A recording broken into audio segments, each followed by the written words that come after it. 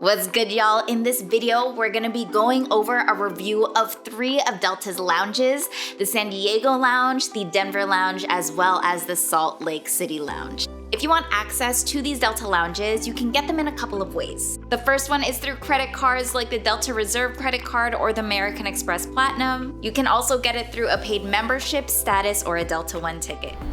Good morning, y'all. What is up? Today is one of those days where I take one-day trip just to check out a couple of lounges, and the itinerary for today is we're starting off in San Diego. I'm gonna go to the Delta Lounge. The second part is going to SLC, so Salt Lake City, also going to another Delta Lounge. The final stop is going to be in Denver, where we are going to check out the Delta Lounge in Denver. So it's a triple threat Delta Lounge kind of day. Go ahead and join me, and before we get into everything, go ahead and like this video and subscribe down below.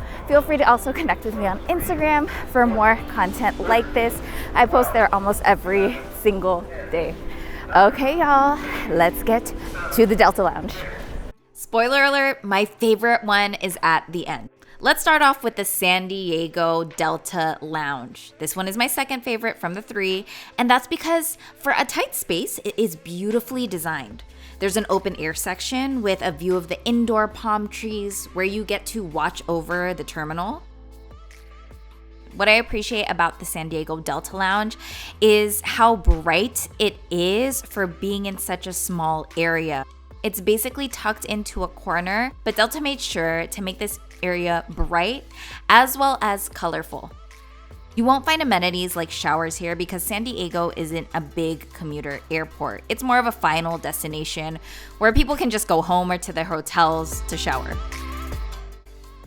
I started off with breakfast here, and heads up that all Delta lounges have a breakfast menu and then a similar lunch/dinner menu. And all their food offerings at all Delta lounges across the states are about the same. There's snacks like muffins and even breakfast sandwiches. You can make your own coffee at the coffee station, which Delta lounges are notorious for.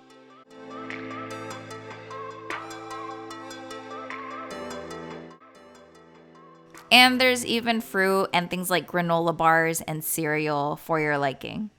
Also, y'all, if you already like this video, feel free to like it and subscribe to my channel.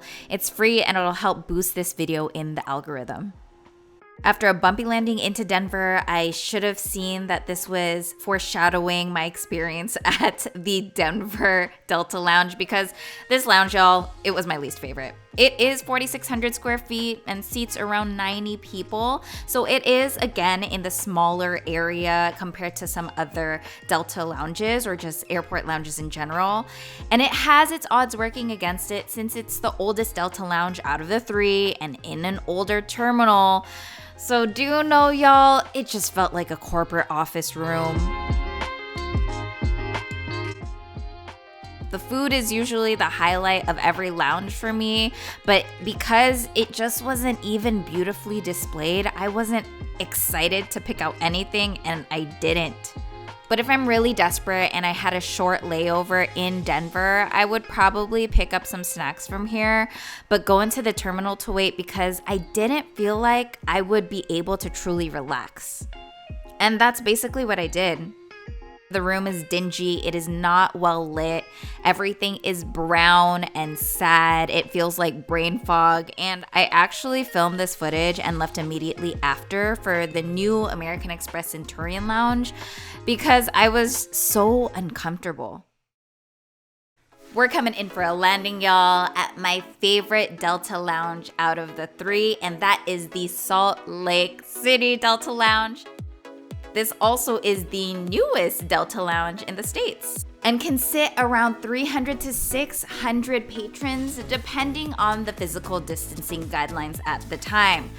Do note, y'all, that I actually have been to this lounge 2 times and I'm about to hit it up for the 3rd time. So some of the layout of some of these clips may be outdated and the furniture may be moved around, the menu may be different depending on when you're seeing this. This phone booth is like the perfect place to record a voiceover because it's sound absorbing as well as super thick. Like, I cannot hear what people are saying outside, and it feels like there's not a lot of bounce when I'm recording this. So cool. Although this is the first lounge that you hit after TSA at SLC, this is completely out of the way if you're at almost any gate in the area. But I really want to encourage you, if you have a layover over about an hour and it's not going to take too long to walk to and from your new gate, then you have to make a pit stop at this lounge.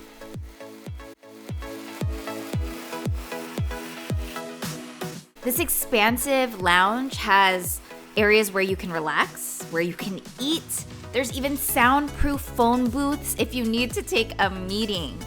And the star of the show truly is a 360-degree fireplace. It is so unique and absolutely beautiful. There's even an outdoor area in this lounge where you can eat, watch TV, or relax. And if it gets a little chilly, there are outdoor heaters in the area too.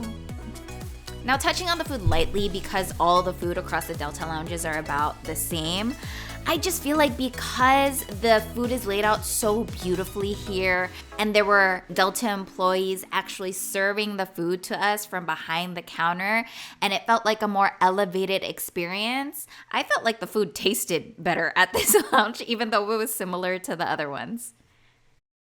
If you want to see more content, join me on TikTok where I post travel tips every single day, or on Instagram where I incorporate more foodie content on top of the travel tips. Also, if you want to check out more Delta Lounge tours, subscribe to my channel and watch the next video that pops up on your screen. I'll see y'all in the next video. Bye.